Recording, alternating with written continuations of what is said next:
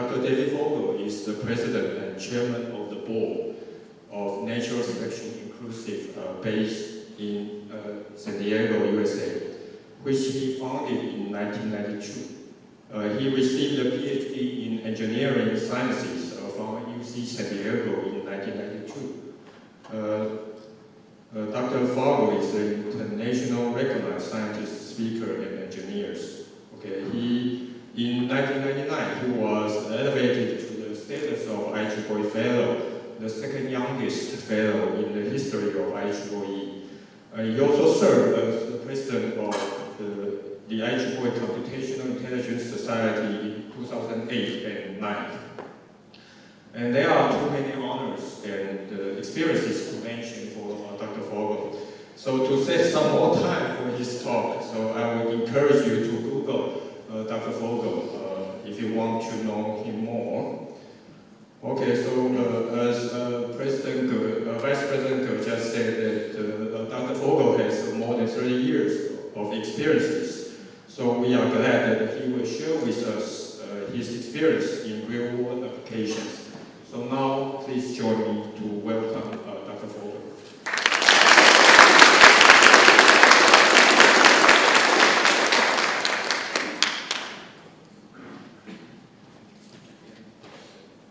Hello, it's a pleasure to be with you. And I want to start by saying just a couple of things. First of all, there are a couple of times in my talk with you today that I might say something funny. And it is perfectly fine to laugh. I know, when I give a talk in America, that's not a problem. People are laughing all the time anyway. But sometimes when I come to Asia to give a talk, I have to remind everybody that it is okay, and it's, we're here to have fun together. So there's some things in here that we can have fun together with. I also want to know, if you can raise your hands a little bit for me, how many people in the audience are familiar a little bit with artificial intelligence? Okay, and how many people have actually programmed something in artificial intelligence?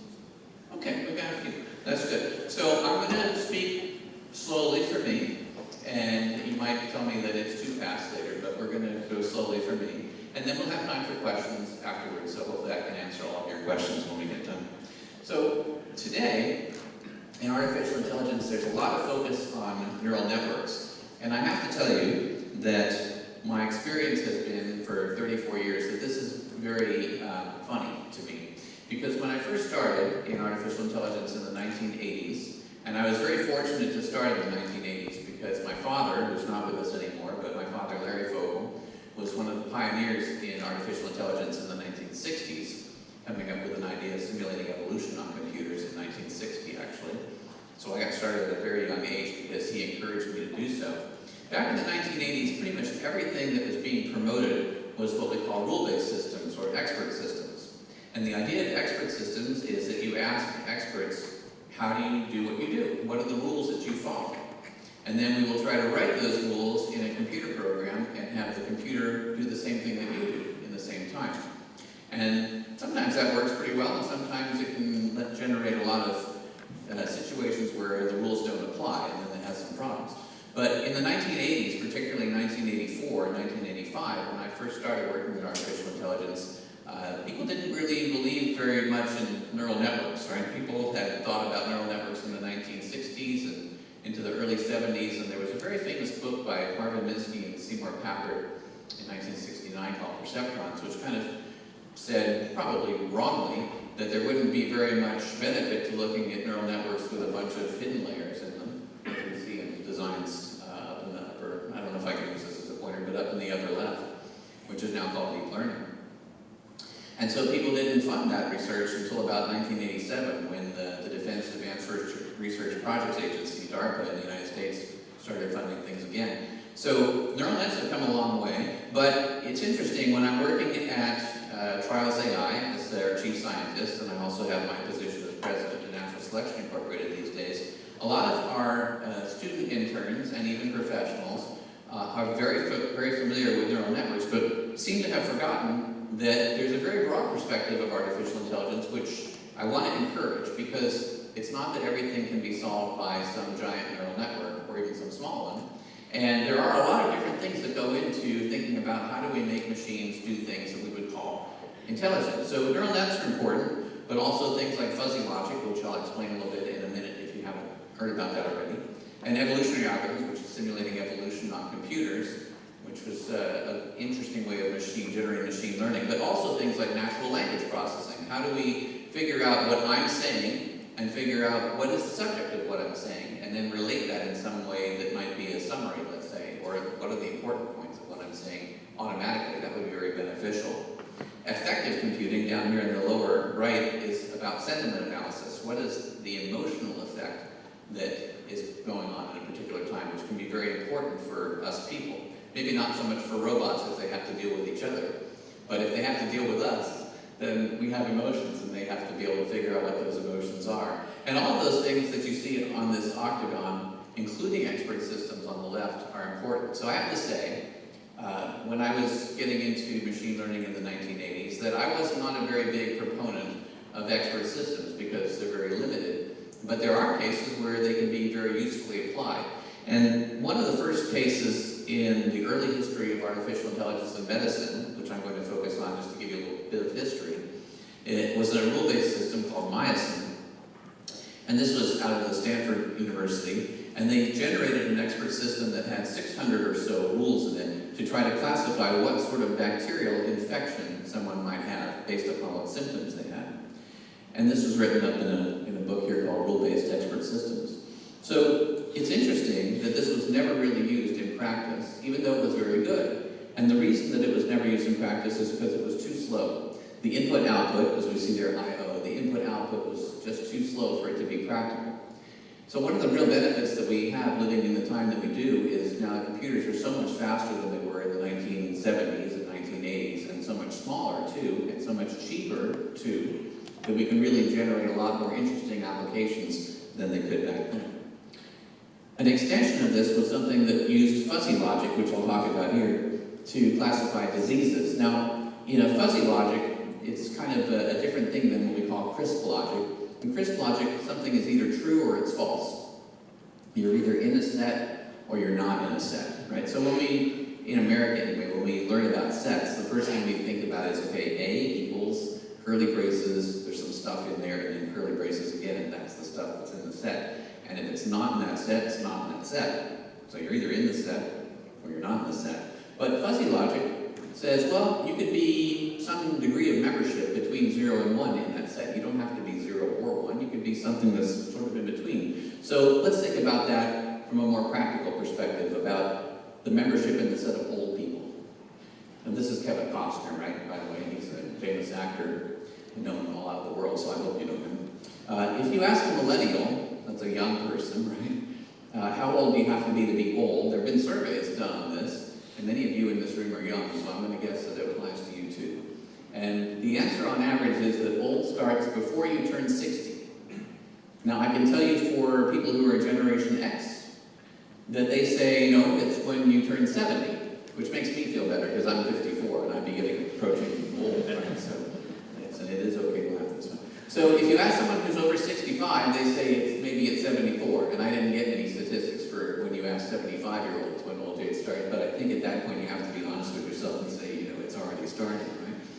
But it depends on who you ask. So Kevin Costner here, I think, is 62. And some people might think he's old, and other people might think he's just late middle age. But when we have fuzzy language, it can be very useful. So like I say, we have degrees of membership in things, not just like 0 or 1. It can be some number between 0 and 1. And I want to get back to this point as we're thinking about designing medical trials later on, because it can be very important, I think. But when we're dealing with our human communication, it's often the case that we speak in imprecise language, and we know exactly, curiously enough, what we mean, and we know it better than if we had spoken with precise language. So let's say you and I are driving in a car. You're driving the car. And I say to you, push with 32.7 newtons of force when you get 14.9 meters from the intersection. Now you could be laughing already because nobody's going to say that to you, right?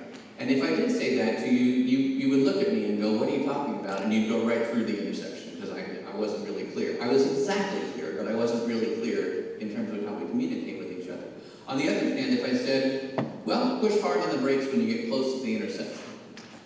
You would know exactly what I mean. And it's very important as we think about designing artificial intelligence systems, again, not that they have to deal with each other, but they have to deal with us, that they are amenable to dealing with us in this sort of way, because this is what we have become used to.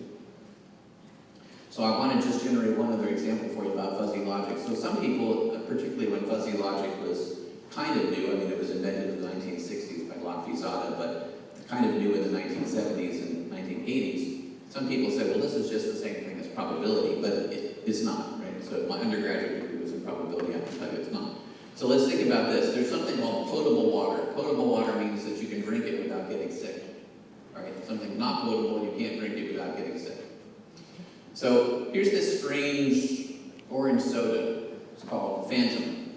Now, in America, we have Fanta soda. I don't know if you have Fanta soda here in Taiwan, but you do. Okay, so this is a little play on words. It's Phantom soda. It's got a little ghoul inside there, and probably nobody would want to drink it. But if I said that there's a 0.9 probability that it's in the set of potable liquids, that means there's a 0.1 probability that it might really kill you. And that is not the same thing as saying that it's 0.9 in the set of potable liquids, because to me that means, well, it may not taste as good as something that's 1.0 in the set of potable liquids, or it might not affect me quite as well, but I don't expect to die drinking that. You may have a different interpretation, and that's fine, right? Everybody can have a different interpretation, but it's not the same thing as probability, so those things are not equivalent.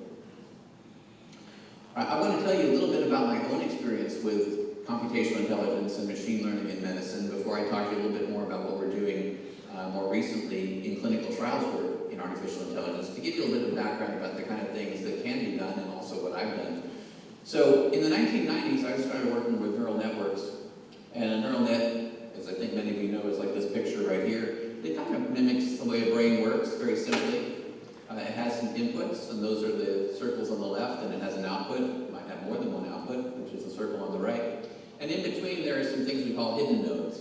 Now, if we didn't have those hidden nodes, we would pretty much just have what we would know as linear regression, right? From statistics, the input would go right to the output, and everything would be added up. And there are formulas that have been around a long time for figuring out how to connect those things.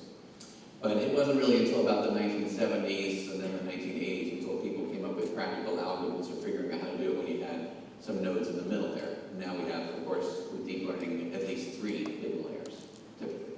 Okay, sometimes hundreds, but at least 3. So what I was looking at with Dr. Gene Lawson at Maui Memorial Hospital on the island of Maui in Hawaii, and also Mike Bowden, who was running the High Performance Computing Center in Maui, was looking at using neural networks to classify breast cancer for mammograms. And so this was an interesting problem for me because it's inherently interesting, and also because my mom had been diagnosed with breast cancer in 1995. Now fortunately for her and for us, they detected it very early, and so she only had to have local radiation after the mass was removed, and she's doing fine still today. She's 80 years old. Maybe she's watching at home, I don't know, since we're live on Facebook. But so the kind of things that we see here are the kind of things that radiologists look for. So if they're looking at a mass, they want to see, for example, where this line says cancerous tumor, they want to see, is there something there that looks like a big ball? But that ball can have different characteristics, and some of them are suggestive of cancer, and some of them are not. Some of them are suggestive that it's not cancer. For example, in this particular case, if you look at the boundary around that big mass, it's not a very well described boundary, right? It's kind of a fuzzy boundary, if you will. It's a little bit spiky, actually. It's called spiculated, and that's an indication of a potential malignancy. If it has a well-defined margin, it's more likely to not be malignant. On the other hand, there are things about microcalcifications. These are very small calcifications that can occur in the human breast tissue, and if they occur in a certain pattern, that can also be indicative of malignancy. And they also look for things like asymmetric density and maybe some other things too. And there's a well-established database called the BioRads database that allows mammographers to classify how suspicious something is, in their opinion, on a numeric scale from 0 to 6. And 0 is not suspicious at all, and 6 is a proven case where it's been looked at under a microscope and proven to be cancerous. Those are the kind of inputs that we can have to a neural network that would then say, can that neural network say this is cancerous or it's not? And that's the problem that I worked on. So in our case, we looked at 218 suspicious cases where a woman had gone to the hospital and had a mammogram, and the mammogram was suspicious for cancer. And so then they put a needle into her breast tissue and sucked out the cells that they thought were in the area where the mass would be or where the microcalcifications would be, and looked at those cells under a microscope. When you look at the cells under a microscope, you pretty much know whether or not it's cancer, right? Because you're looking right at it. So it's pretty easy to determine whether something is a cancerous cell or not if you're looking right at it. There is an opportunity, however, I need to tell you, when you put a needle into someone and remove cells, that you might not put that needle in exactly the right place. So it's possible that you could miss a cancer if you put the needle in the wrong place. But in general, that's about as good as we can possibly do. So we had 218 cases where we knew that the person either had cancer or they did not, right?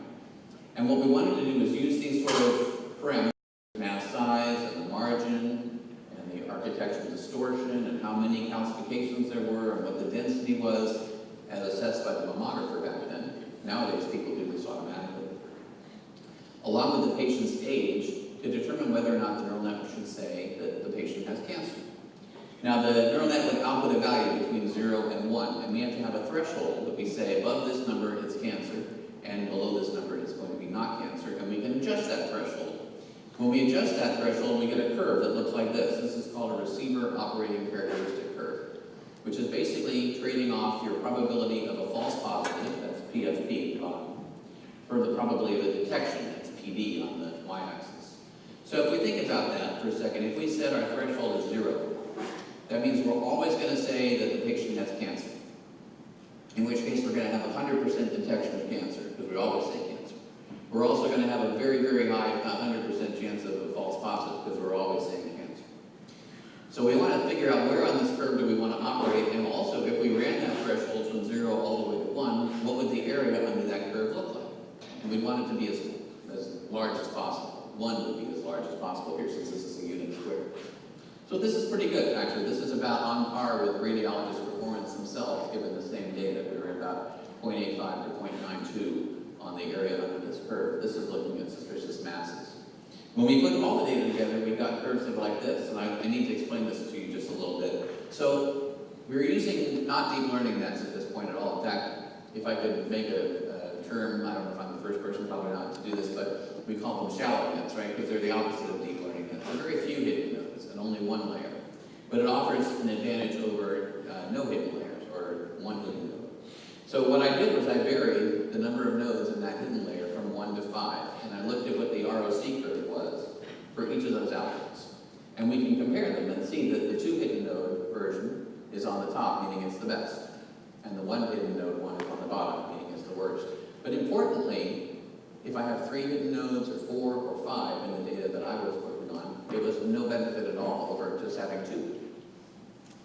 And so we definitely didn't need like 100 hidden layers with 1,000 nodes to do some facial recognition that someone would, show you was done at Facebook or Google or something like that. In this particular case, just having 2 hidden nodes actually was probably a good and parsimonious, simple approach to solving this problem.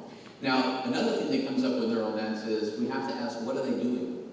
Because in a linear regression example, for those of you who've had that, you know that it's pretty easy to tell what a linear regression model is doing. Because everything is proportional to whatever the input is. It's just a coefficient in front of that variable. But in a neural net, you have some complex coordination of what's going on in that model. It's sort of like a mathematical bowl of spaghetti, right? The noodles wind around and they get kind of complicated to follow where each one's going, and then all of a sudden, at the end, you have this bowl of spaghetti. But to try to explain it is tough. So what I did in this particular example is I said, okay, for all the features that we had, let me find out what the average is, and I'll hold all the parameters that are the inputs at the average, and then vary the patient's age and vary the size of the mass.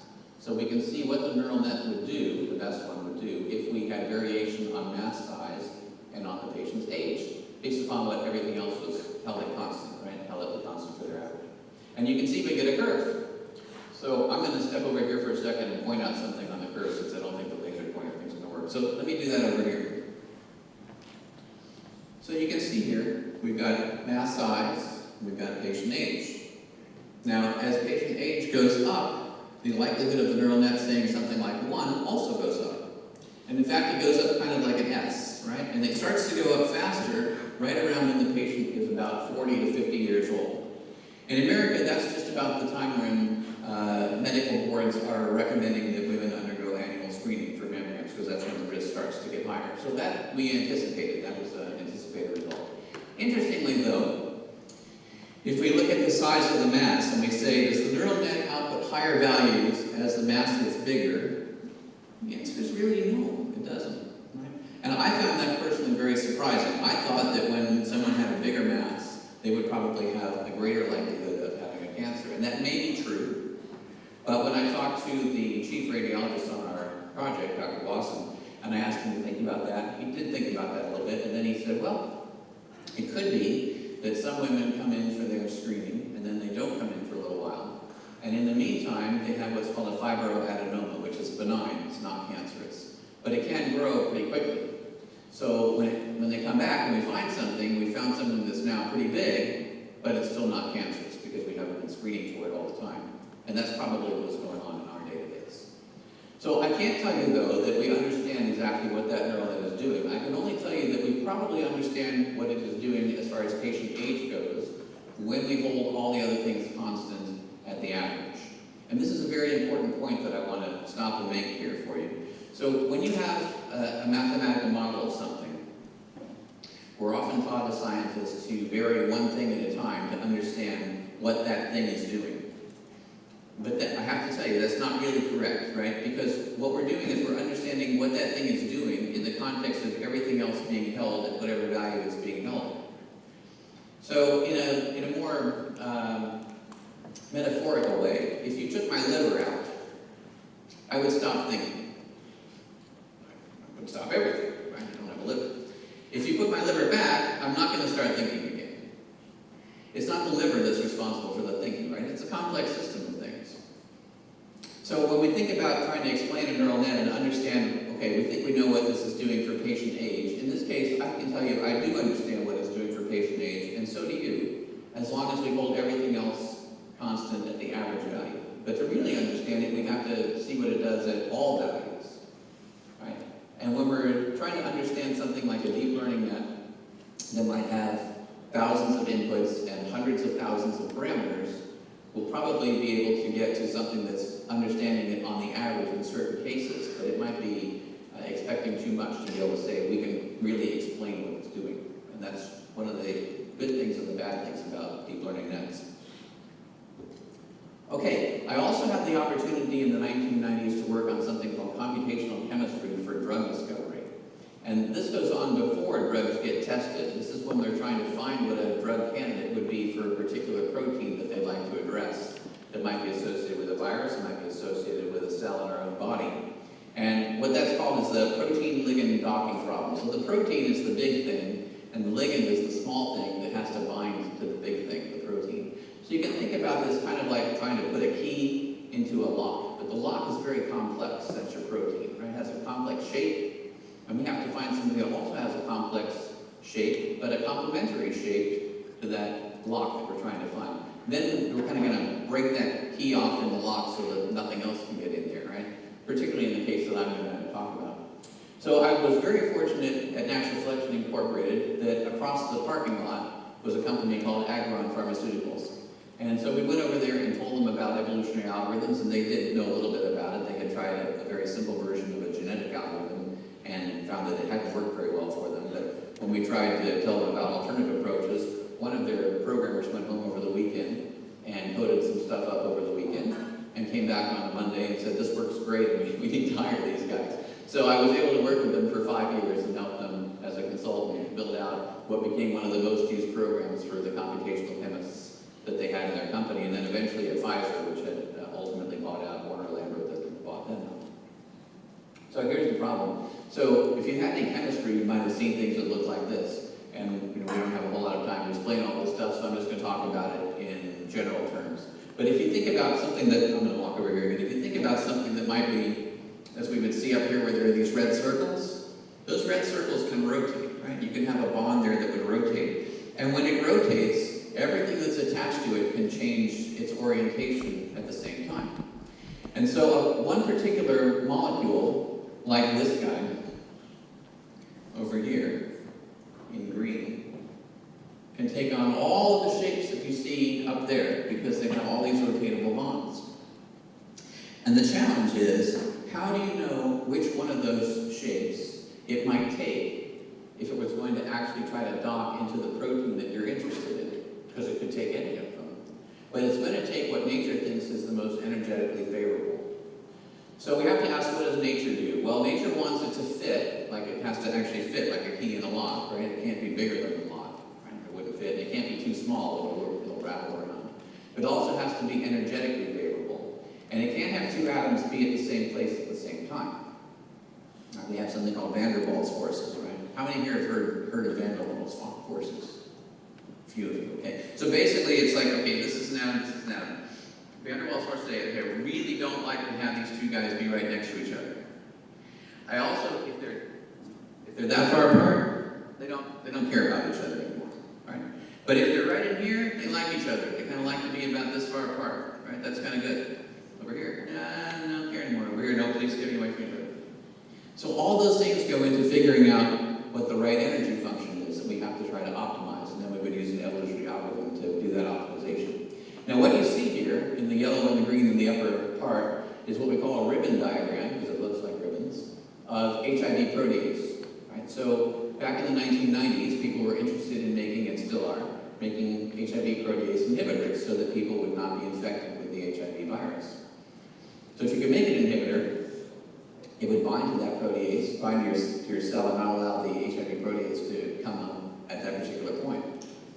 And the binding site here is that little dotted part that's being shown in between the ribbon at the very top, which is then blown up. It's a microscope. We zoom in, and you can see all the different conformations. So I'm going to run a little video. If this works well, we'll see. And I'll show you what a real-time from the 1996 era, it was already 22 years ago, would look like. If I can do this, let's see, I've got that. And then maybe like this. Nope, not like that. I may need a little help, we'll see. Let's see if I can get this to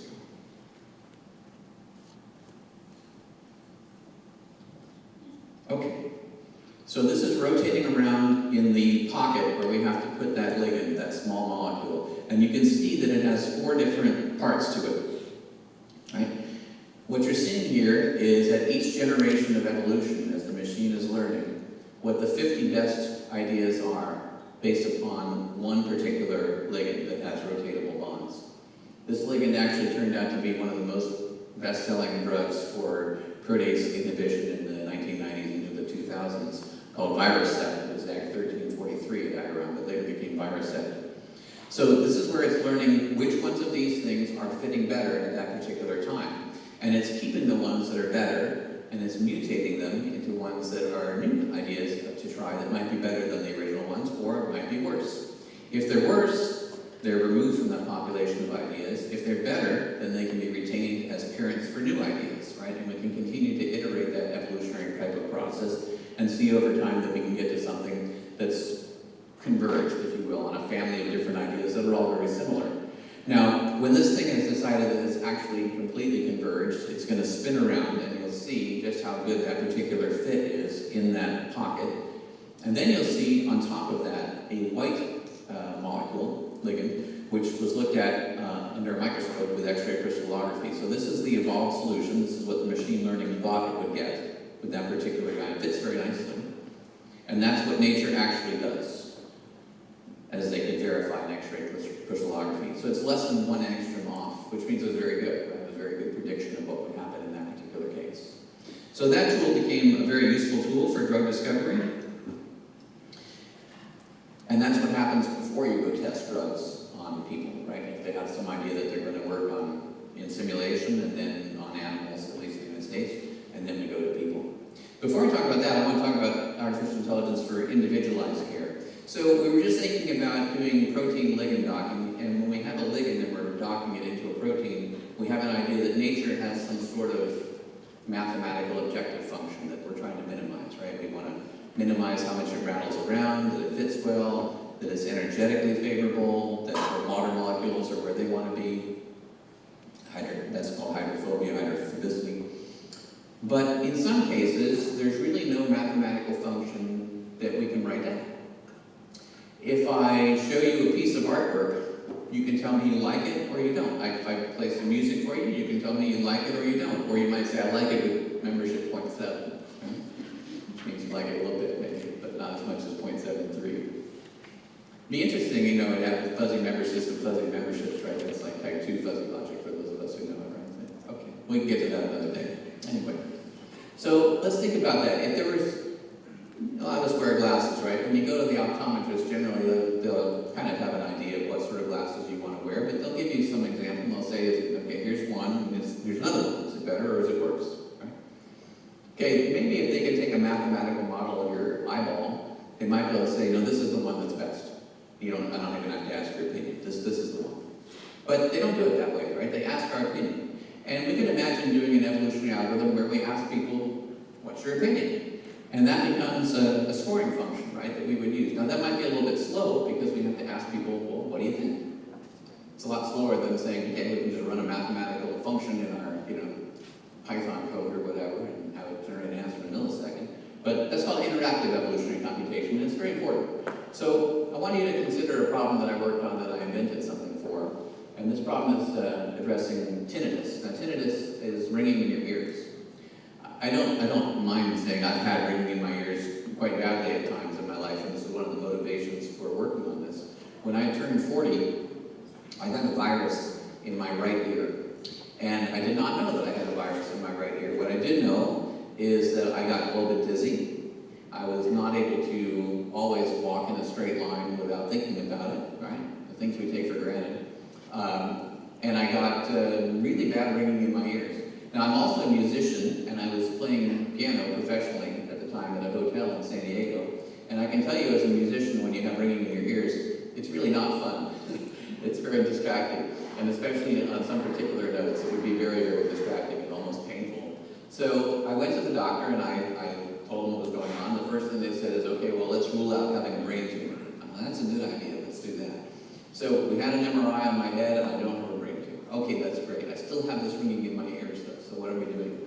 So they said, well, let's go look and see if you've had any sort of seizures. I go, I don't think I've had any seizures, but okay. So they go and they put a little cap on my head and they test me and they no seizures. Okay, that's good, that's good.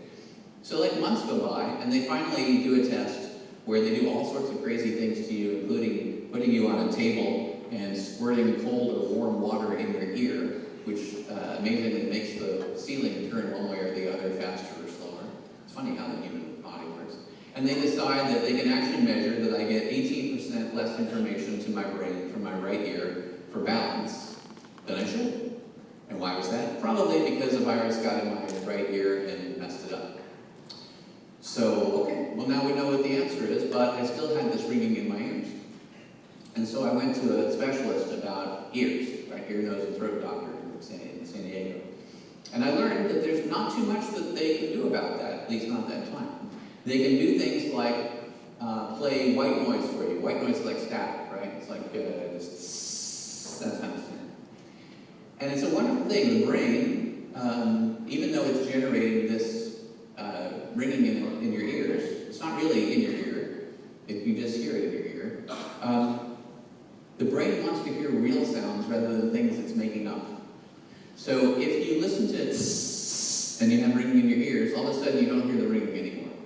But you do hear tss, and I ask you, which one's better?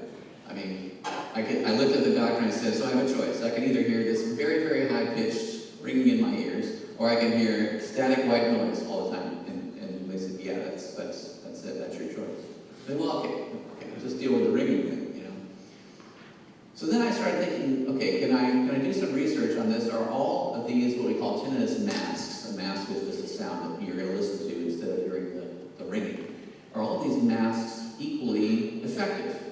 Like, for example, if I played something that wasn't white noise, maybe it was something like pink noise that was through a filter. Would it have a different effect? And so with a little bit of research and some experimentation, I was actually over about 2 months of time using me, right, as the objective function, to find a set of frequencies that would change over time to when I listened to them for 30 seconds and then turned them off, my ringing went away when I was listening, and it also went away when I turned it off. And I can tell you, at first, it was only gone for about a minute, and then it started to come back. But it's like, there's really nothing to compare it to, but I would say probably like if you're wearing shoes that are too tight for you, like 2 sizes too tight for you, if you took them off even for a minute, you'd be really, really, really happy. And that's kind of how I feel like, wow, that is great. I don't have any, oh, there it is again. There's that ring again, right? So I tried it again, and I tried to keep working on it, and I actually got to the point where it pretty much just went away. And I don't really have any ring in my ears anymore. I very rarely, right? If I have a long plane flight, I can get some rings in my ears. If I'm a little bit sick or tired, I can get a little ring in my ears, but that's probably normal. So then I started thinking, that's what I've done is an interactive evolutionary algorithm, right? I was the opinion, and we ran through this thing with me being the one who made a mutation of different ideas to try. Why don't we try to do that for other people? So I started researching this, and this is actually a widespread problem. 1 in 6 people have ringing in their ears, and 1 in 30 have a level that's debilitating to their life and actually is taking away from enjoying their life.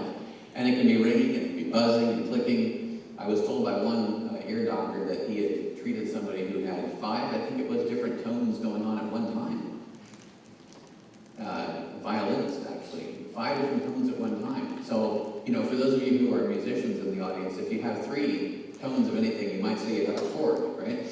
And this person had 5. So I asked if it's a major chord or a minor chord. I mean, I was just joking, but I can hardly imagine what that would be like. That'd be awful. There are many different causes for it. Losing your hearing is one, so if you're listening to music too loud as a teenager, like many of you probably did, and I did too, that might be one of them, but there's all sorts of other things like jaw issues, those are called TMJ issues, and Meniere's disease that my grandma has, kind of a catch-all sort of description for the symptoms that I had, and neuromas and stuff like that. But medicines can do it, lack of sleep can do it, stress can do it. I mean, none of us have any stress in our lives, right? And so we're all susceptible to this. So what I did was I helped build a system called Serenity with funding from the National Science Foundation in the United States, and we did a clinical trial with 16 patients. And the diagram, it looks like this interface here. There are 12 different images that you see there, and each one is associated with a different type of sound. Something generated from a keyboard, or from water, or from static that's filtered. And the patient can listen to each one of those and then rate how well it's doing at masking their tinnitus while they're listening to it, and also after it turns off. Now, I have to tell you that clinical trials can be very expensive, so we had about $40,000 to spend on clinical trials, and that would allow us to get a very good medical person to oversee them, and an audiologist to administer the trial. We were able to get 16 people in one time, which would give us about 3 or 4 generations of improvement. But, for me, it took me weeks to really get to where I felt I had completed the program. So we didn't have the money to do anything that would be weeks to complete the program, but we did what we could. So we were able to show that 14 out of 16 had an improvement, so that was statistically significant. 7 of the 16 found what we call residual inhibition. That means at least at some point when they turned the mask off, they had no ringing in their ears again. That's residual inhibition. And one of them had it for at least 100 seconds. And you say 100 seconds may not be that long, but again, we only had them for 45 minutes at one time. That's pretty good. So you can see here on the right what the results for some of these patients look like. This is 5 different patients, and they rated on a 10 scale how bad is your tinnitus at the beginning. And you can see like that red curve, they had a 10 out of 10 when they started. But after 4 generations and about 45 minutes, they were at about a 4. And so we asked all these people, would you use this program, right? And so we gave them opportunities of saying definitely yes, or maybe, or no, or definitely no. And 15 out of 16 people gave us an answer, and 1 did not. And of the people who answered, we had 3 definitely yeses, and 4 yeses, and 7 maybes. Only 1 no. No definitely no's. So that was good. So, it's funny how things go. So we put in a proposal for a phase 2 on this research to the National Science Foundation, and it was reviewed by 5 reviewers, and 4 of the 5 reviewers were very, very positive, and the 5th reviewer was not. And because the 5th reviewer was not, we didn't get a high enough score to get our second round of funding. And so from 2008, when we got the patent on this, it has sat there doing nothing to help anyone. And that's another problem of the whole medical process, right? There are plenty of good ideas and even good things that have been invented that are sitting around doing absolutely nothing because there's maybe a lack of capital or a lack of desire or a lack of just getting the right person connected with the other right person to make something happen. So it's very important that we consider all of these possibilities about bringing technology to real life, right? Because there are many roadblocks aside from actually building something that works, having something that's a business success and also something that's a medical success. Now I want to talk about one other thing before I talk about clinical trials, which is helping colorblind people. I'm going to ask a question. Does anybody know anybody who's colorblind? You might be colorblind, okay? Good. So it's interesting. Suppose you woke up every morning and your closet looked like what it was on the left. But what you saw was what's on the right. How would you feel? I know how I would feel. I'd feel very anxious. Because I would never know that what I was wearing was really working, right? So a gentleman came to us about this problem and said, we build an app that would help him figure out what the colors of things were and how they would work together. And it's interesting. He's colorblind, and he tells a story about how when he was much younger, he's in his 80s now, when he was much younger, he bought a gray leisure suit, and he wore it many times for a couple of years, until somebody came up to him and said, you've got a lot of courage to wear that suit. And he said, well, why is that? And he said, well, it's pink. Oh, okay. So yeah, you can imagine, if you look at your closet and you see, sometimes it's not about, if you see this, you may not know that you're going out dressed for success. It affects 1 in 12 men. It's really a man's disease, right? And that's because it's on the X chromosome. And we men only get one of those. So women have 2 of them, and if you have a good copy on one, you can be just fine, but you can pass it along to your son. So this is one time where men really do get to blame their mom for something. This is mom's fault, so to speak. But it is what it is. So about 8% of men have this, only 1 in 200 or so women. And the most common form is red-green color blinding. There's really no cure for it. I have to say, sometimes it's not color blindness. Sometimes it's just I don't know what John Daly is thinking wearing clothes like this. Nobody knows what John Daly is thinking wearing clothes like this. We can't help him, I don't think. Right? Nobody can help John. But we can help other people. So what we did was we built an app called the Color Butler. And it uses neural networks to look at the RGB values, the red, green, blue values, and also derived values from the RGB values to give you a color label associated with a color that men can understand. Now I say it that way because I have to tell you, in my experience, women appreciate differences of color generally more than men do. It's true, right? So there's a color, periwinkle. I probably looked at periwinkle. I don't know. I still don't know what periwinkle is really. So if you point at that screen where I'm smiling there and you touch my shirt, it'll say it's charcoal, right? And I like that. That's fine. I go with dark gray too, but in our list we have charcoal and light gray. If you ever told me that I was wearing something periwinkle, I wouldn't even know if that matched the color or not. So we have 21 colors, and it has to match an RGB value to a color using that neural net. As I demonstrated here when I was taking a picture of one of my colleagues' water bottles that's dark green at the top, I touched that and you can see it came out with dark green there. And then the rest of the app will tell you as you put an outfit together whether or not the clothes colors that you've chosen go well together. So you can have confidence knowing if you put that particular shirt with this particular pair of pants, that everything will be fine. So you can find that now. Actually, we launched that just about 10 days ago on the App Store, so feel free to give it a try. Okay, so let's talk about clinical trials. This is one of the things that I'm working on diligently at Trials.ai in San Diego, where the chief scientist. So here's the drug development process. Now, when you look online and you try to understand what it takes to make a drug in the United States, there are a couple different descriptions that you'll typically find. But they're very, very neat and organized, and in some degree that's true because they're following regulations that have to be sort of neat and organized. But when you really get to actually doing it, it can be a little bit less organized. So I want to take you through this as I see it. Okay. So we start with an idea. That's the light bulb. And we have a target. That's like that protease that we wanted to invent, right? With the computational chemistry. Then we have to find a drug. How do we find a drug? Well, we either have to make one, that's discovering it and then making it, synthesizing it, or we can go to a library of drugs and try it on one of those optimization things or some other way to have a good idea that it's actually going to be a reasonable candidate drug. If we can do that, then we can move on and say, well, what population do we want to study?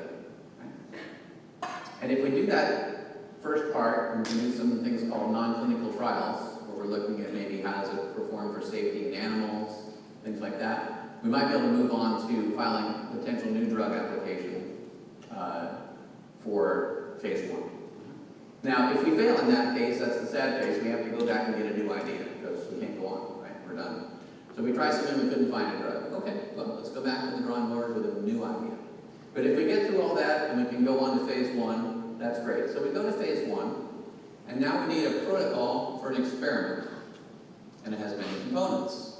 It has things like we'll talk about in a minute, like who's included, and who is not included, who's excluded, and what is the objective, and how are we going to measure our performance against that objective, and what is the method of that particular protocol, and who gets what the action performed on them at what time, and how is it recorded, and what statistics are we going to use.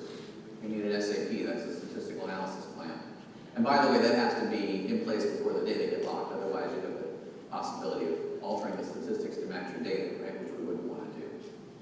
In phase 1, we're focused mainly on safety and also what we call pharmacokinetics and pharmacodynamics. That's PK and PD. So that's thinking what happens to the drug while it's in your body and what happens to your body while the drug is in your body. And then again, we want to understand, like, well, at what time does it reach maximum concentration? How long does it take to get to maximum concentration? What is the half-life? How quickly does it fall off of maximum concentration? What is the total concentration over time? That's typically known as AUC, area under the concentration curve. Okay. Those are the kind of things that we might want to look at. And we have to do that with normal, healthy volunteers. So we go and we solicit some normal, healthy volunteers, and then we generate something called a clinical study report, or a CSR. And that CSR can go into a database that's online called clinicaltrials.gov.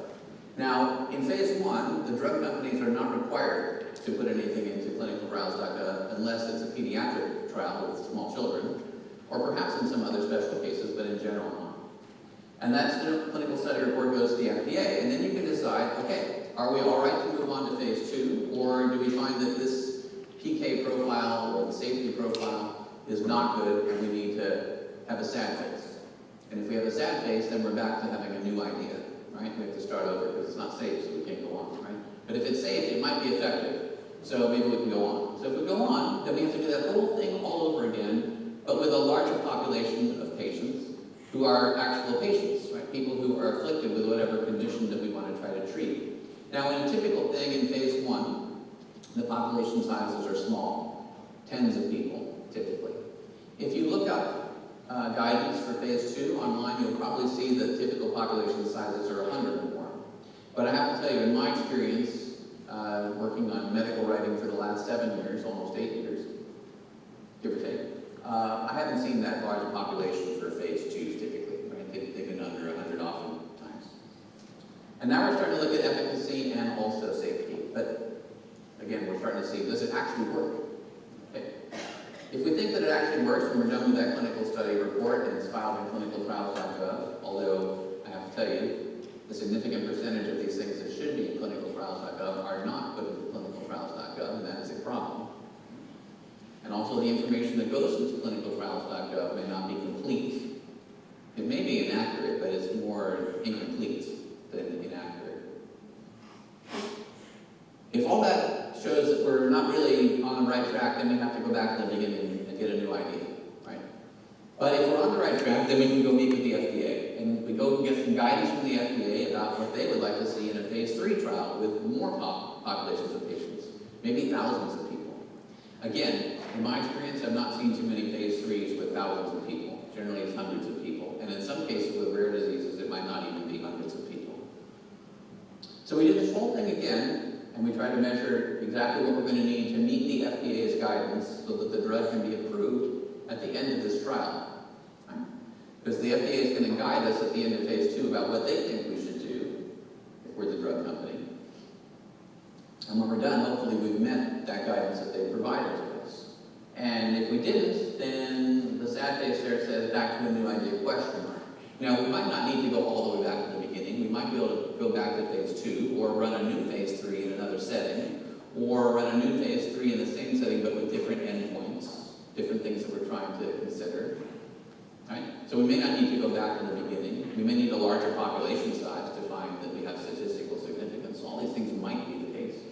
But if we're at the smiley phase, hopefully we can go on to filing a new drug application and getting this out into the market and then running things called phase 4 studies and post-marketing studies, PMS. All right, so here we go. We don't have time for every one of these bullets, obviously, but I just want to tell you there are a lot of things that can affect the performance of your clinical trial. Here are some of them, and there are a lot of them. So if we look at, let's see, 1, 2, 3, 4, 5, 6, 7, 8, 9, 10. One of those ones, the 10th one, I think, down the left says drug supply and availability. There's a line that's going right through it, unfortunately. It says drug supply and availability. See, not all of these things are equally important, right? They're all important, but they're not equally important. If you don't have your drug supply and it's not available, you can't run your trial. So that would be what we call a critical factor, right? If a factor is critical, that means if that goes away, the whole thing has no value at all, because it doesn't matter what other things you scored, you just have no chance of success.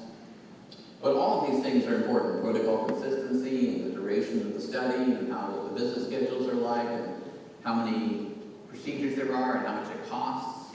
Maybe you're going to run out of money. That would be another bad one, right? All those things are important. So why do the trials fail? 50% fail due to lack of efficacy. That means the thing just didn't work. Now, people who work in drug companies are smart people, right? And so if it gets to phase 2 and phase 3 and it doesn't work, they had every reason generally to believe that it would work, and they are surprised that it didn't work. But still, 50% of them fail due to lack of efficacy.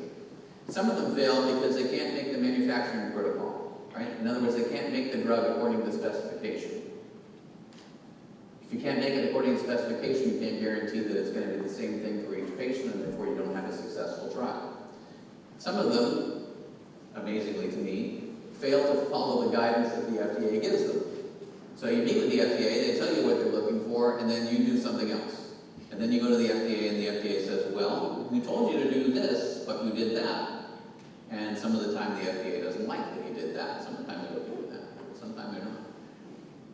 The last one here, trial designs that are inconsistent with clinical endpoints. In plain language, that means you ran an experiment where you were trying to prove something, but you had no chance of proving it from your experiment. We would like to believe that all of us are better than that, right? That's like flying an airplane and running out of gas while you're flying. It's like, okay, a little thought ahead of time would have been how much gas do we need, right? When you're doing a clinical trial, a little thought ahead of time means, okay, do the endpoints that we're really going to study here match what it is that we need to show? But it is a truth that sometimes that's one of the reasons that they fail. This presents tremendous opportunities for artificial intelligence to help improve this process, and it's one of the reasons why I think it's very important that I work on it, and others of you who are interested in it work on it too. So, who goes into the trial? Who is not in the trial? That's the inclusion and exclusion. What are the objectives? How do you measure something against those objectives? The time and events table, that's what happens to whom at what time, what events are going on. Who gets enrolled? How much? How many patients do you need in your enrollment? What sort of statistics are you going to do? What study centers are you going to pick? What investigators are you going to pick? All of those things have a history from other trials that have been done, which you might be able to generalize from using artificial intelligence techniques and your own expertise in order to make better selections about those features in the future. So if we think about, let's just say, inclusion and exclusion criteria, we can ask people who have domain-specific knowledge about what it is they're trying to do and capture that knowledge in rules. This is where an expert system approach can become handy as a hybrid, right, in partnership with other artificial intelligence and machine learning methods that will go out into the real world and look at, okay, what are other publications from people? We don't know them, but they're published in peer-reviewed publications. Can we impute something from those automatically that would help you make a decision about who to include in your trial and who to exclude? Can we get that from clinicaltrials.gov? The answer is yes, we can, at least to some degree. What sort of patient population do we need? Maybe we can generate some ideas out of the literature about which patient populations have worked and which ones maybe have not worked for a particular set of inclusion and exclusion criteria. And then there's also things about investigator relationships and study centers. Have they worked in this area before? Have you worked with them before? And have they done a good job getting you the patients that they said they were going to get you? Maybe they have, maybe they haven't. Okay, so here is not a clinical trial, but I want to show you something else that's like a clinical trial. This is published by some researchers in Taiwan, so that's why I picked it, to make an algorithm that would decide whether someone has a severe case of sepsis. And just to read along with you, sepsis, as many of us know, body's overwhelming and life-threatening response to an infection that can lead to tissue damage, organ failure, and death. So you don't want to get sepsis, right? So we want to be able to diagnose whether someone has a severe case of sepsis. And the researchers proposed these set of inclusion criteria. There are three particular sets here, A, B, and C. And so if we look at A, we can see that they asked for us to have 2 of these 4 criteria in order to say that we have A met, right? So let's look at that first one. The first one says tachycardia. Tachycardia is a fast heart rate, right? It's a fast heart rate. A slow heart rate is called bradycardia. A fast heart rate is tachycardia. And it says they're greater than 90 beats per minute. Now, in America, tachycardia generally is defined at greater than 100 beats per minute. So I found it interesting right off the bat that we would see that something is 90 beats per minute here, because that's an unusual number. But I ask you, if I come in with a heart rate of 90 beats per minute, I do not have tachycardia by that rule. If I come in with a heart rate of 91 beats per minute, I do have tachycardia by that rule. If I have a 90.3 beats per minute, I have tachycardia by that rule. Do you think it really makes a difference whether I have 91 beats per minute or 90 beats per minute in any practical setting whatsoever? Anybody? Nobody would think so, right?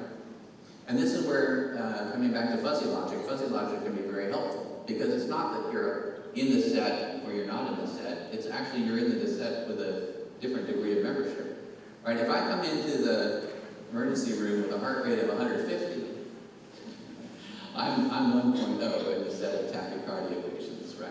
If I come in with 103, all right, well, I would say maybe 0.5 in the set.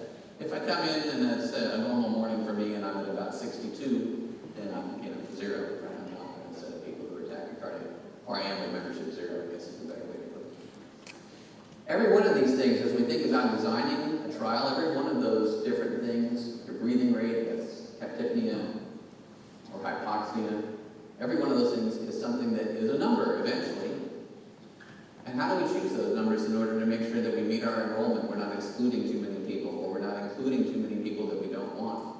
Right? Those are the kind of things that people who are designing trials have to make decisions about. And they could use some help, honestly. Right? And that's the kind of thing where having a vast knowledge of the literature that we can gain from using artificial intelligence to mine that literature and supply it to them to augment their intelligence can be very helpful. So what happens when we're actually running the trial? This is more opportunity for artificial intelligence. So in managing the trial, we have to schedule patients to go to different places at different times. And sometimes they obey the schedule and sometimes they do not, for reasons that we can control or not control. Then there are protocol deviations. We want to minimize those, because every time there's a protocol deviation, it has to be indicated in the report that goes back to the FDA. And every time there's a deviation, we can say, are we really studying what we think we should be studying? Because we're doing something other than what the protocol said. And it might mean that we need an amendment to the protocol, which means we might have to go back and revise it, which is costly. And then if the trial's already running, we're going to have part of the trial under one protocol and another part that's under a different protocol is amended, which can propose problems for how do you assess all the data that you're going to put together. So there are many opportunities. One would be using evolutionary and other optimization algorithms to schedule patients. We're going to see in a second whether we got the right set of slides in place or not. So I did have some example of that, but if it's not there, we'll move on. That's fine. All the way to figuring out how much and what type of events do we want in that time and events table for the patients to deal with. So here's an example of a hypothetical case where we have 100 patients in the San Diego area and 10 study centers. The study centers are in the circles with the crosses in between them, and every one of those drop-ins is a patient who has to go to a study center. And so if you just said, well, go to whichever one you want, or go to a random one, You get this idea, this is the best solution at generation 0 from some random ideas about how to do it. Now, many of you might be familiar with evolutionary algorithms, but maybe not. So you saw an evolutionary algorithm before when we were trying to design that ligand to dock into the protease as a protease inhibitor. So if we jump ahead to generation 20, we can see that some of that structure here is being organized, right? It's just trying to minimize the total distance that these patients have to go to these different study centers. And by generation 1000, it's all quite neat, right? Each one has been assigned to one that makes sense for the total capacity of that study center. In this particular case, we said there were 15-minute intervals for each appointment, so a study center can't get everybody, even if they're close enough, they have to go to someplace else once that study center has reached maximum capacity. And we can do that with traffic. We can do it by traffic as a function of time, right? It might be better to drive at 10 in the morning than 8 in the morning in San Diego. I can tell you it is, right? And it might be better to drive at 2 in the afternoon than 4:30 in the afternoon. Again, I can tell you that it is. If somebody misses an appointment, you might be able to reschedule someone else adaptively rather than just wait for someone to show up when they're supposed to show up, right? Which might make the whole trial more effective and more efficient. If you could save days off of your trial, you might be able to save money off of your trial too. So these are some of the things that we can work on. Now, another thing that we want to try to do is think about it from the patient's perspective. And there are some people who are now starting to think about it this way, but this is relatively new thinking because most of the time in the history of drug trials, it's really been thinking about the drug. And not so much what does the patient in the trial have to experience and how can we minimize what the burden is on that patient. There are a lot of things that are burdensome to patients. We've probably all been patients at some point in our lives, even if we're young. So you go to a waiting room. Does this lady look burdened to you? She looks burdened to me. Yeah. She's not very happy. She's been there a long time, probably. We'd like to minimize how long she has to be there, right? Especially next to the children that are also next to her. Okay. So we have to think about different things that are characterizing what does it mean to have burden as a patient. One of them is waiting time, drive time, number of times you get stuck with a needle while you're doing this experiment. Might be another one, right? Number of pain level that you have to endure, maybe other things that you have to do, but not everybody is the same.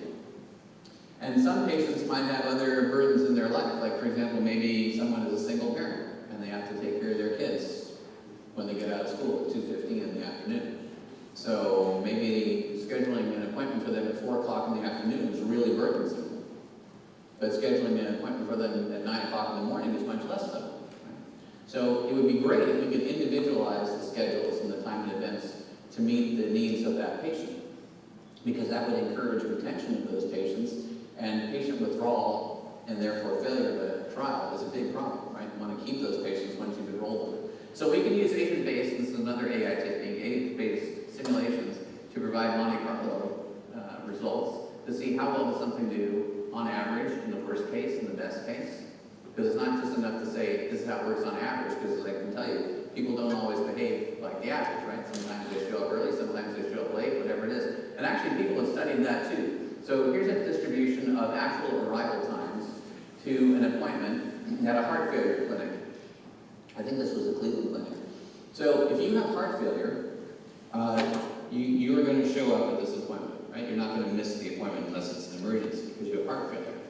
But this is the distribution of time that a patient actually arrives early or late. The red line is 0. That's when they're supposed to have their appointment.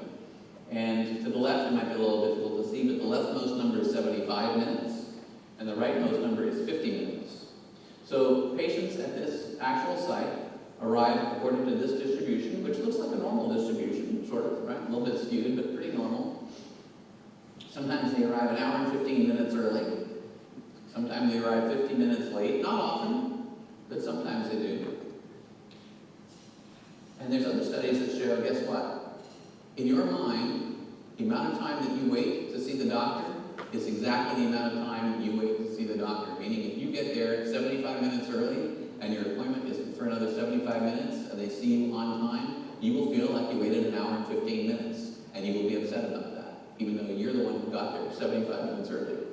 And if you get there 30 minutes late and they rush you in 5 minutes, you're going to feel great because it only took you 5 minutes. So in game theory, this poses an issue because the people who are actually following the rules and arriving early are the ones who feel the worst.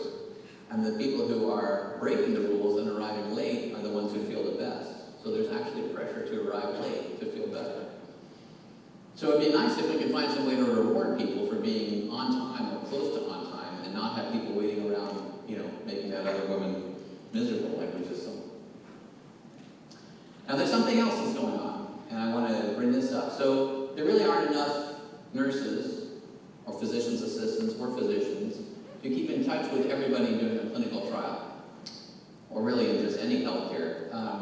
There have been times when I've had different things that I've had to go into a doctor's office for, and I've had very nice phone calls from the nurses coming back 2 days later to say, how am I doing? But those are kind of rare, I have to say. And most of the time you don't get those sort of phone calls. So imagine, if you were, that you're in a clinical trial and you're asked just to report in writing how you're doing. So in English here we have something like, today was a great day, I'm finally feeling better. I woke up around 7 a.m. and I felt like all the cobwebs were finally gone, more energy and alertness, and I hadn't even had my morning coffee yet. Definitely an improvement over yesterday. Another one at the bottom here says, another day in the dumps, fever of 102. Chills, barely have enough energy to write this diary entry, I hate being sick. Now it would be nice if we could automatically look at those two messages and decide that one of them is happy and confident and compassionate, and the other one is anxious and depressed. So that if we see that somebody maybe went from feeling like they do at the top to feeling like they do at the bottom, we can intervene. We can have somebody call them and say, hey, what's going on? How can we help you? Do we need to see you today? Let's get you in. Let's adapt our schedule, put the evolutionary algorithm on, make a new schedule, and get this person in here before they stay in that state and feel burdened longer. Or maybe drop out of our trial altogether. So there's a system that I've been working on for, I hate to say this, but it's true, almost 18 years now, called Effect Check.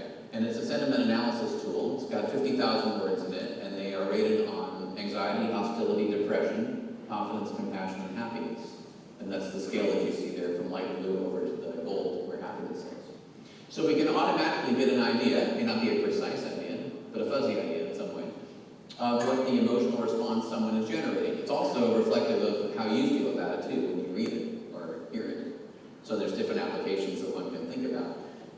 There's another company that I know, and I need to be more up on it so I can report on it more specifically to you, where they're using avatars, right, computer-generated imagery, to interact with patients, have a communication with them. So if you can actually, instead of writing a diary, but talk to a bot, right, and then the bot can talk back to you, you could actually have a pseudo-nurse in that bot giving advice back to the person that might be psychological advice, or it might be more specific medical advice. That'd be pretty cool too. So there are a lot of opportunities. Now, we finish the clinical trial, and then what happens? Well, we have to aggregate all the data. Right now that's done in a statistical program, and then it's typically put into PDF files and handed off to a medical writer who has to then put them all together, either by typing them again, which is possibly using errors. There's also the requirement for generating what we call narratives, stories, about every particular case that has a severe adverse event or serious adverse event. That's an SAE, right? So for every SAE, there has to be a narrative of what happened to this patient. And that will be assembled based upon the data that are provided in those PDFs, and sometimes also in doctor's reports, which are by hand in English typically, but not really in full English. There may be like abbreviated sentences. So you may find something without a verb and a lot of medical terminology and some abbreviations and some things that you just can't read at all, maybe if they're not typing. But all those things have to go into making the clinical study report, that CSR. And then we have to have reference checks, because there are references in there, and sometimes they don't match up with what's in PubMed, because they've been repeated so many times without anybody checking them that they've mutated along the way, and they just are wrong. And abbreviation checks, and all these things can be looked over with expert systems and machine learning to help make a better opportunity for the medical writer, and therefore saving the pharmaceutical company money, both on the writer and on the reviewers who have to quality control all that. Because that clinical study report is all the stuff that's in PDF. And it would be nice if we could just generate all the data that we need automatically and have them imported into the report automatically. We can also use natural language processing to assist in crafting these draft narratives, because if we can summarize what the doctor has written and summarize it accurately, then that can provide a much quicker opportunity for the medical writer to look at that and assess it and say, yes, that's right, and let's just include that. And so all those things can accelerate the medical writer's productivity, and the sooner you get the clinical study report to the FDA, and have it be correct, the sooner that the FDA can move you along. All right, there's a lot of words on the screen. I need to read this with you. Okay, but there's a lot to consider, and it won't be plainly obvious at first, but it's still a good example, so I want to read this with you. For the last 2 decades, diabetics, that's people with too much sugar in their blood generally, have been preferentially referred for bypass surgery, that's when they have heart failure, based on a subgroup analysis of a particular study known as the Berry study. Okay, so we have these diabetics and they're getting preferentially recommended for bypass surgery. But that particular trial included very few patients with heart failure and even fewer with diabetes and heart failure. So you can see there's a problem already, right? There's a conventional wisdom, but actually the data that the conventional wisdom are based on is they're inconclusive. More recently, 2 other studies have reported that bypass surgery is superior to other methods in patients with diabetes. These trials similarly enrolled very few patients with heart failure and low left ventricle ejection fraction, that's a measure of how well your heart's pumping out of the left side. Yet their results were often extrapolated to this population. I want to stop here for a second. Keep your eyes open for things where you see conventional wisdom and you say, you know what, I don't think that's right. Well, let's test it. Let's go find out. So here's a trial called the STITCH trial. The STITCH trial is the first study to randomize a large cohort of patients with heart failure with and without diabetes to having bypass surgery. And numerically, patients with heart failure and low left ventricle ejection fraction, the group with the most to gain from bypass surgery, are the cohort of patients without diabetes. So they say here, perhaps this is surprising, given that the cardiology community's longstanding and firmly held assumption that results of trials in patients without heart failure could be extrapolated to those with heart failure. But maybe they can't. The hypothesis that diabetics with low left ventricle ejection fraction may derive less benefit from bypass surgery than non-diabetics may warrant further study. That's a kind way of saying we believe that they got it wrong. And that's the kind of thing where it'd be nice if we had an artificial intelligence tool, like let's say deep learning in some cases, coupled with natural language processing, that could mine the available publications out of clinicaltrials.gov and other resources and be able to test these sort of working hypotheses to say whether there is evidence or there is not evidence to support a particular standard of care. Because I can tell you, really, there's nobody who can know everything, right? No single person can be completely cognizant of the state-of-the-art of medical research, even in their own little area, let alone across diverse treatments that you would need as a drug company. And I have to tell you, artificial intelligence might not be able to do that either, right? Because it's really asking too much to know everything. Who knows everything? But if we think about augmenting people's intelligence instead of replacing them, right, making them better, then if we think about an artificial intelligence approach, it has a lot to offer because it could be more cognizant, it could look at more things than a human could look at, and it could be more broadly aware than that human could be. And so it could serve to augment someone who already has considerable domain expertise to help design a better and execute a better clinical trial. By the way, about that STITCH trial, so this was the largest surgical trial ever, as far as I know.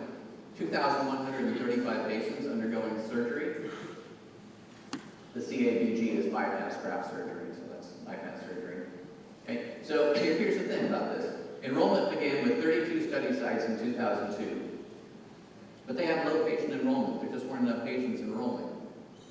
So then they expanded the number of sites to 171 sites. Now originally, this was going to be just in the United States and Canada, but they couldn't get enough enrollment in the United States and Canada. So in the end, they had 576 patients of the 2,135 from Poland. This is how clinical trials go sometimes, right? They start with an idea and then, okay, well, we got a problem. There's low enrollment. Maybe if they had an AI to help them design the trial, they would get in a situation where they would know where they had to get their patients from in the first place. It's very costly to start expanding these things because in the end, they had 44 sites that were totally deactivated. Cost was $10,000 per site, plus all the lost time. That's $500,000 right there, just lost. Plus all that time. Also, by the way, they had to take some money away from doing clinical exam work that they wanted to do in order to fund these other sites. So they didn't get to do all of the examinations that they wanted to do in this study as well, and it took much, much longer than it was designed to do. So even one of the studies that I can point to that has an illuminating part about conventional wisdom has its own issues for its design. So, in conclusion, there's lots of different ways that artificial intelligence can be used to improve our aspects of healthcare in all sorts of different ways that involve machine learning, deep learning, all those kind of things, but also rule-based methods that we spelled out. You can have CRISP methods and fuzzy methods. I think they're both important. All those tools, neural, evolutionary, swarm methods, are all important. But to me, the greatest opportunities for immediately impacting things are found in clinical trials, because it's where the most amount of money is meeting the greatest number of patients in need. And that's why we work in this area, right? Because patients really don't have time to wait, that's what we like to say. So if we think about this, the timeline from going from when you have an idea on the yellow all the way to getting one drug is 10 to 15 years. And lots of money, and lots of possible failure along the way. All right, 25% of the total R&D costs before you even get to submit that idea to the FDA. If we could improve that even 5%, that would be huge. But I think we can improve it more than that. So thank you very much. I want to thank Professor Lee for having me here, and the Ministry of Science and Technology, the university, and all my colleagues back home, and of course all of you here today, and you at home too.